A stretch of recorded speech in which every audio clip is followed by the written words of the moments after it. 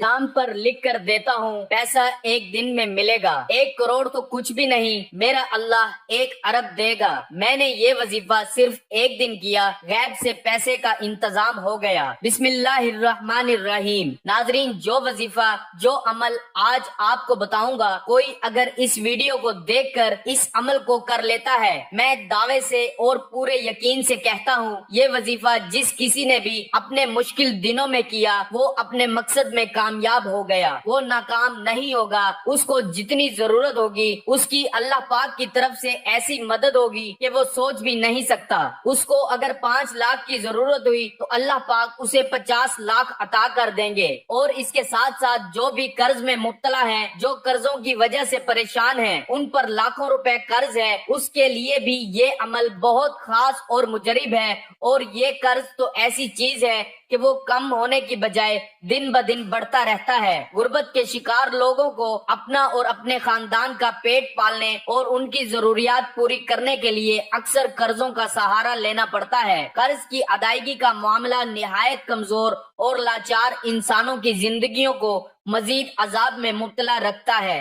कर्ज लेने पर मजबूर इंसानों को अक्सर सख्त शराइत पर कर्ज दिया जाता है। कर्ज देने वाले अपनी मर्जी से अक्सर कर्जे के सूद बढ़ाते रहते हैं या मजदूर की तनख्वाहों में से पैसे काट लेते हैं। और मकरूज अफराद नस्ल दर नस्ल कर्ज के इस बोझ तले दबे चक्की में पिसते रहते हैं। तो उन लोगों के लिए ये अमल बहुत ही खास है। अगर फौरन ही अपने हालात को बदलना चाहते हैं तो इस वजीफे को फौरन से कर लें, इंशाअल्लाह आपको मायूसी नहीं होगी। इस अमल को आप किसी भी नमाज के बाद कर लें या जब भी आपको वक्त मिले, आसानी से कर सकते हैं। आप ये वजीफा दौलत के लिए, रिस्क के लिए, नौकरी के लिए, कारोबार के लिए या कर्ज की अदायगी के लिए कर सकते हैं। इस अमल को करने के लिए कोई वक्त मुकर्रर नहीं है, आप चलते फिरते भी इस वजीफे को कर सकते हैं। कोई बहुत ही मुश्किल वजीफा नहीं, बहुत ही आसान और बहुत ही आजमूदा वजीफा है। आपको 3 अल्लाह पाक के नाम बताऊंगा। आपको ये जिस तरीके से बता रहा हूँ, अगर आप अपनी जिंदगी में एक मर्तबा भी कर लिया तो इंशाअल्लाह आपको हर कदम पर कामयाबी मिलेगी। यूं तो मैं आपको बताऊंगा कि ये वजीफा कितने दिन करना है, लेकिन एक मर्तबा करने से ही आपको जो है वो अपने हालात के अंदर, अपने जो है वो घर के अंदर, अपने कारोबार के अंदर, अपने रिस्क में इतनी बरकतें, इतनी आपको खुशियां मिलेंगी। क्योंकि मेरे दोस्तों, जो सारा इंसान का मसला है वो पैसों से शुरू होकर पैसों पे खत्म हो जाता है। तो कुछ मेरे भाई जो हैं वो शादी की वजह से परेशान हैं, पैसों की वजह से, पैसों की तंगी की वजह से उनकी शादी नहीं हो पा रही है। कुछ हमारे भाई जो हैं वो अपनी बेटियों की शादी करना चाहते हैं, तैयारी भी जो है वो करना चाहते हैं, लेकिन उनको जो है वो पैसों की कमी की वजह से वो रुक चुके हैं। तो जो मेरे भाई जो है वो शादी के मसले की वजह से, चाहे वो बेटी की शादी हो या जो मेरे भाई अपनी शादी के लिए परेशान हो या जो मेरी बहनें जो हैं वो अपनी शादी के लिए परेशान हो, उनको पैसों की वजह से जो है वो शादी में रुकावट आ रही हो, तो ये वजीफा जो है वो आपको दौलत और रिस्क के लिए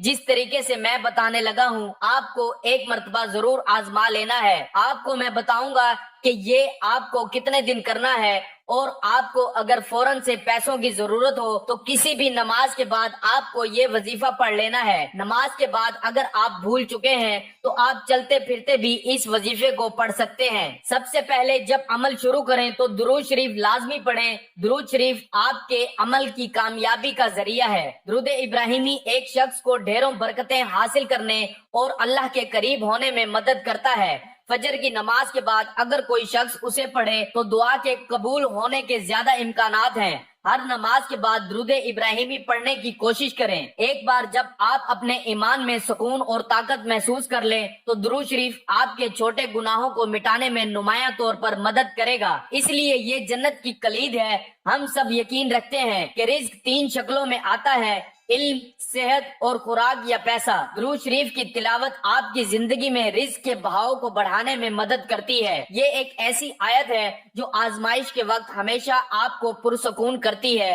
आपको हिम्मत और आपकी तमाम जरूरियात को हासिल करने में मदद देती है। एक बार मेरे साथ भी दुरूद पाक पढ़ें ताकि हम सवाब के हकदार हो सकें। अल्लाहुम्मा सल्ली अला मुहम्मद व अला आलि मुहम्मदिन कमा सल्लैता अला इब्राहीम व अला आलि इब्राहीम इन्नका हमीदुम मजीद। अल्लाहुम्मा बारिक अला मुहम्मद व अला आलि मुहम्मदिन कमा बारकता علی ابراہیم وعلی آل ابراہیم انک حمید مجید۔ ناظرین، وظیفے میں آپ نے درود 3 مرتبہ پڑھ لینا ہے۔ اگر آپ کو درود ابراہیمی نہیں آتا تو اتنا بھی کہہ سکتے ہیں صلی اللہ علیہ وآلہ وسلم، اور اس کے علاوہ جو بھی آپ کو درود آتا ہو وہی آپ پڑھ سکتے ہیں، اس کا کوئی مسئلہ نہیں ہے۔ درود پاک پڑھنے کے بعد آپ نے 1 مرتبہ تیسرا کلمہ پڑھنا ہے۔ ایک بار میرے ساتھ بھی پڑھیے، سبحان اللہ والحمد للہ ولا الہ الا اللہ واللہ اکبر ولا حول ولا قوت الا باللہ العلی العظیم۔ ترجمہ: پاک ہے اللہ تعالی،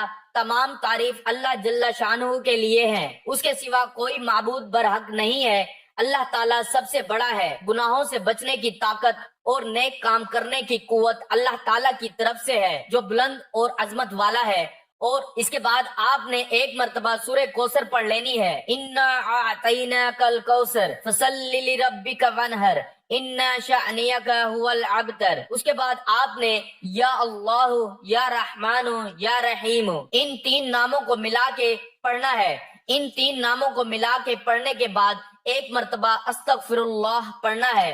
اس کے بعد پھر اللہ کے 3 نام یا اللہ، یا رحمان، یا رحیم، اور پھر استغفر اللہ پڑھنا ہے، یعنی اللہ کے 3 ناموں کے بعد استغفر اللہ۔ اس طرح آپ نے 1 تسبیح یعنی 100 مرتبہ پڑھ لینی ہے۔ 1 تسبیح پڑھ کر آپ نے آخر میں پھر سے درود پاک پڑھنا ہے۔ درود پاک آپ نے طاق میں پڑھنا ہے، یعنی 3، 5 یا 7، لیکن یاد رکھیں جتنی دفعہ وظیفہ کے شروع میں پڑھیں وظیفہ کے آخر میں بھی اتنی دفعہ پڑھیں گے۔ اس تسبیح کی اتنی برکت ہے کہ آپ کے سارے مسئلے حل ہو جائیں گے۔ اللہ تعالیٰ کے صرف 99 نام ہی نہیں ہیں، بلکہ یہ تو صرف وہ نام ہیں جن کے بارے میں اللہ نے اپنی وحی کے ذریعے خبر دی ہے۔ حقیقت میں اللہ کے بے شمار اور لاتعداد نام ہیں جن کو اس کے سوا پوری کائنات میں اور کوئی نہیں جانتا۔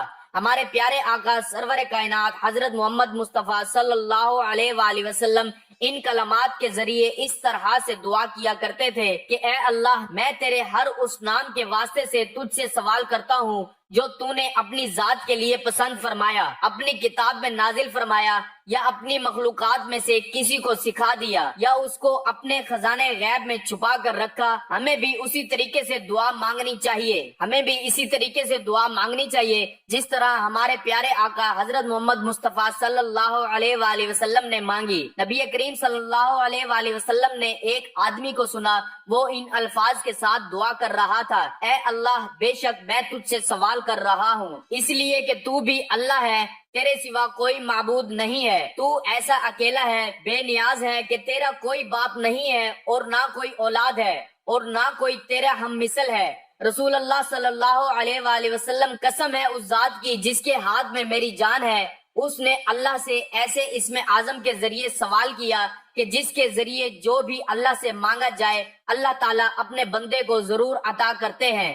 اور اگر آپ چاہیں تو اس عمل کو آپ اپنی زندگی کا معمول بھی بنا سکتے ہیں، کیونکہ یہ ایک مجرب اور طاقتور عمل ہے، اور اگر چاہیں تو اپنے کسی بھی مقصد کے لیے اس عمل کو کر سکتے ہیں۔ وظیفہ کرنے سے پہلے صدقہ ضرور دیں، اور وظیفہ مکمل کر لینے کے بعد سچے دل سے دعا کرنی ہے۔